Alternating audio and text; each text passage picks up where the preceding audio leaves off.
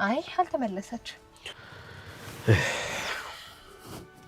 እሺ ንገሪ፣ ምን ነበር የሚጠቅም ነገር ይዣለሁ ያልሽ? ይኸውልህ ሞገስ ተመቶ የተኛበትን ሆስፒታል አውቃለሁ። ከምርሽ ነው? አዎ ግሉኮስ ተተክሎለት ተኝቷል። ለምን በዛው አታስጨርሱትም? ስማ ሞገስ ታሞ ሆስፒታል ነው። አብረኛ አትሄድም? በእናትህ መርዙ በቃ እንዲህ ቆሜ ስተኝ ስራ ፈትራ መስልሽ? አንተ የታመመ ሰው ሄዶ መጠየቅ ስራ ፈት አይደለምሽ? ከመሰለ ደግሞ ታመ ሞክር።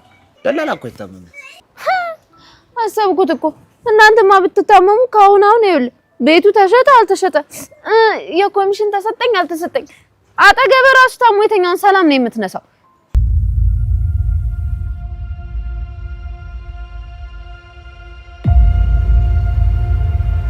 ስለዚህ ነው እንጂ መፈለጉን ትቶ አይደለም። አውቃለሁ መቼም አይተወኝም። በቃ ሂጂ፣ ከዚህ ሂጂ። ሉላዬ በሩ ላይ ካሉት መኪኖች ራይድ ይዘሽ ወደ ቤትሽ ተመለሽ። አንተንስ ቢያገኙህ? እና መድብል እኮ አሉ። መድብል እኮ ሄዶ ምግብ ሊያመጣ ነው። ሉላዬ እኔ እንዳልጨነቅ ነው አይደል የምትፈልጊው? ስለዚህ አንቺ ከዚህ ሂጂ። መድብል ባይመጣ ኖሮ እኮ አንተም ምሳሌም ምናልባትም እኔንም ጨምሮ ልንጠፋ እንችል ነበር።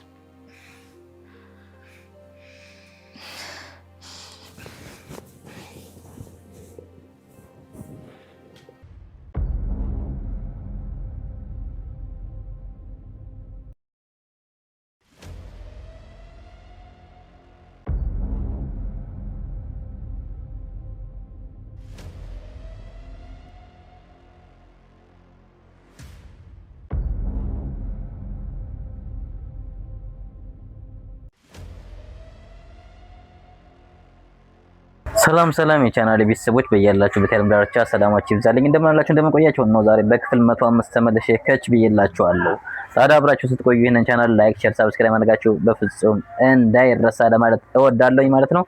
እንግዲህ ያው ብሩክ በመገኘቱ ሙሉ ቤተሰቡ ደስተኛ እንደሆነ አይታችሁታል ማለት ነው። እንግዲህ ቅድስትና ምሳሌም እንግዲህ የአባታቸውን ቅድስትን የፍቅረኛዋን ምሳሌም የአባቷንና እንግዲህ ቅፍ አድርጋ እነሱም ተለያይተዋል ማለት ነው። ነገር ግን አሁንም ደግሞ በጣም አስቸጋሪና አጣብቂኝ ውስጥ እየገቡ ያሉት ምንድነው ወይዘሮ መሀሌት ያው እንግዲህ ዝና እሷንም አሁንም ሊጠቀምባት ይፈልጋል። ያ ደግሞ የሚያደርገው ደግሞ ለምንድነው ሞገስ ካልሞተ ሉላን አላገኝም ብሎ ስለሚያምን ሞገስን አስወግጅና የምትፈልጊውን ሀብት ታገኛለሽ፣ ከብሩክ እንኳን ባናስመለስልሽ ቤት ገዝቼ እሰጥሻለሁ እያላት ነው።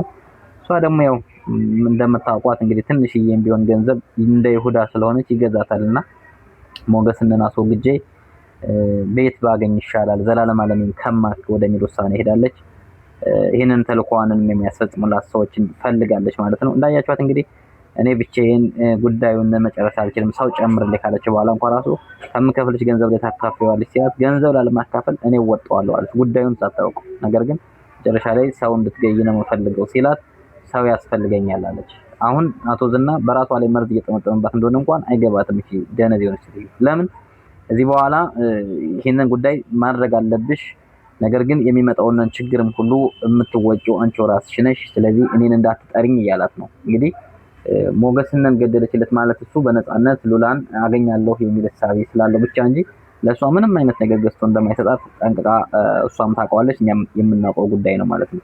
ነገር ግን ለገንዘብ ምን ያክል እንደምትሞት ስለሚያውቅ ሞገስን አስወግጅና ቤት ገዝቼ ልስጥሽ በሚል አታሏት። እሷም እንግዲህ ሞገስን ለመግደል ወደ ክሊኒክ ሄዳለች ማለት ነው። እንግዲህ ሞገስም እግዚአብሔር ይርዳው እንጂ እቺ ሰይጣናዊ ሴትዮ ምናልባት ካገኘችውና እንቅልፍ ጥሎት ካገኘችውም ልትገለው ትችላለች። ምክንያቱም ሰውየውም ነግሯታል የሆነ ነገር መጀመሪያ መርዝ ነገር አለ እሱን አፍኖ ሊገል የሚችል በሽታ እሱንን ከትራሱ ላይ መርጨት አለብሽ፣ እሱ ከሸተተው እንቅልፍ ስለሚወስደው መግደል ትችላለች ብሏታል።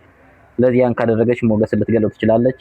ሉላም ከጠገቡ ነበረች። እንግዲህ ሂጂ ብሎ አስገድዷት እንግዲህ ተመልሳ ሄዳለች። ምክንያቱም እነዚህና ካወቁና ከመጡ ካገኙሽ ሌላ ችግር ነው፣ ስለዚህ ህይወትሽን ማዳን አለብሽ መሄድ አለብሽ ስላላት ሄዳለች ማለት ነው። እንግዲህ እሷ ሞገስ ከሞተ እኔ በጣም ድራማው ከምንም በላይ ይደብራል ብዬ አስባለሁ። ስለዚህ እንደው ሞገስ የሚተርፍበት መንገድ ተመቻችቶ ሞገስ ከዚህ አደጋ ቢወጣ በጣም ደስ ይለኛል። ወይ መድብል ደርሶለት ቢያተርፈው በጣም ደስ ይለኛል። እንዳያችሁት እንግዲህ እሷ ክሊኒክ ውስጥ ገብታለች። ክሊኒክ ውስጥም ደግሞ ምንም አይነት ሰው እንቅስቃሴ የለም።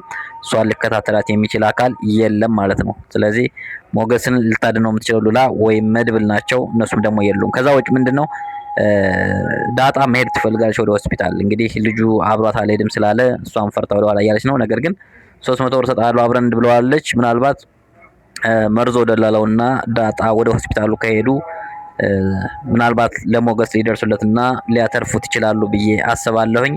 እንዲተርፍም ነው የምንፈልገው። ምክንያቱም ሞገስ ከሞተ በጣም ነገሮቹ እያስጠሉ ሊሄዱ ይችላሉ። በዚህ ድራማ ውስጥ አሁን ከብሩክ መመለስ በላይ ሞገስና መድብል ወሳኝ የድራማው ካራክተሮች ናቸው ብዬ አስባለሁኝ።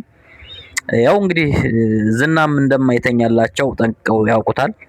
ስለዚህ በርትተው ወደፊት እንዲቀጥሉ ሞገስ መትረፍ መቻል አለበት የሚል አመለካከት አለኝ። ነገር ግን የማህሌት ገዳይ አብሮ ተባባሪዋ ራሱ በጥይት የተመታ ሰው ፓወር ይኖረዋል ያላት እና ምናልባት ሞገስ ራሱን ሊከላከል ይችላል ብዬ አስባለሁኝ እንዳለው። ምክንያቱም በጥይት ነው የተመታው ያን ያህል እንትን ላይ ይችላል እያለ ስለነበረ ራሱንም ሊከላከል ይችላል ብዬ አስባለሁኝ። ብቻ በጣም ደስ የሚል ነገር አለ። እንግዲህ ቅድስትም በጣም እየተፍነከነከች ነው። በዚሁ አጋጣሚ ብሩኬን እቅፍ አድርጋ ፍቅሯን እየተወጣች ነው ከምንም በላይ። ብቻ በጣም ደስ የሚል ነገር አለ። ደስ እያለኝ ነው የሚለው ነገር ጥሩ ነገር ነው እያየነ ያለ ነው። መቀጠል አለበት በዚሁ ለማለት እወዳለሁኝ ማለት ነው። እስኪ እንግዲህ አሁን እዚህ በኋላ እንግዲህ ማየት የምንፈልገው እኛ ሰቆቅ አይደለም፣ ደስ የሚሉ ምስሎችን ማየት እንፈልጋለን። ቀጥታ ወደዛ እንድትወስዱን ነው የምንፈልገው። ምክንያቱም እስከዛሬ በሀሳብ በሰቀቀን በጣም ረጅም ጊዜያቶችን አሳልፋለን። ሞገስ በመጥፋቱ ብዙ ነገሮችን ብሩክ በመጥፋቱ ብዙ ነገሮችን አይተናል። ቅድስት ተሰቃይታለች፣ ምሳሌ ተሰቃይታለች። ስለዚህ አሁን ደግሞ ደስ ወደሚል ምስል መምጣት መቻል አለብን። ቀጣይ ከተሰቃዩ መሰቃየት ያለባቸው እንግዲህ ኤፍራታና ማህሌት ናቸው ብዬ አስባለሁ። ምክንያቱም እዚህ በኋላ ሌሎቹ ነፃነታቸውን ማወጅ መቻል አለባቸው። ፍጹም ሞገስም ድኖ ወደ ቤቱ መመለስ አለበት። ከሉላ ጋር ጥሩ የሆነ ህይወት መጀመር መቻል አለበት። የተረጋጋ ህይወት መጀመር አለበት። ግን ያንን ለማድረግ ደግሞ ግዴታ ሳማኒያው መቀደድ አለበት። እሱ ካልተቀደደ አሁንም ሞገስና ሉላ ወንጀለኞች ነው የሚቀጥሉት ማለት ነው። ምናልባት እነዚህና እንኳን ቀድመው ወደ ህግ ቢሄዱ በትዳር ላይ ትዳር በመማገጥ በሚል ሞገስ ወንጀለኛ ሊሆን ይችላል አሁንም ማለት ነው። ሌላው እንግዲህ እነዚህና ይኸው እንደምታውቋቸው ጋንግስተሮች ናቸው። ሰው እያገቱ ገንዘብ የሚቀበሉ ሰዎች ናቸውና ያው እንግዲህ በቤት አግቶ ያስቀመጣት ልጅ አለችው። ገንዘብ ቤተሰቦች ካላኩ አለቅሽም እያለ እንግዲህ ገንዘብ ለመቀበል ጥረት እያደረገ ነው። ገንዘብ ማይልኩ ከሆነ ኩላሊትሽንም ቢሆን አውጥቼ እወስዳለሁ እሱም ሳይሸፍንልን አይቀርም እያለ ነው። ምን ለማስተማር እንደታሰበ ባይገበኝም ማለት ነው። እንግዲህ ስለዚህ ለዛሬ ያዝኩላችሁ ፕሮግራም ይሄን ይመስል ነበር። ቀጣይ በሌላ ቪዲዮ እስከምንገናኝ ድረስ በያላችሁበት የዓለም ዳርቻ ሰላማችሁ እንዲበዛ ተመኘሁኝ። ይሄንን ቻናል ላይክ፣ ሰብስክራይብ ማድረግ እንዳትረሱ። ባይ ባይ።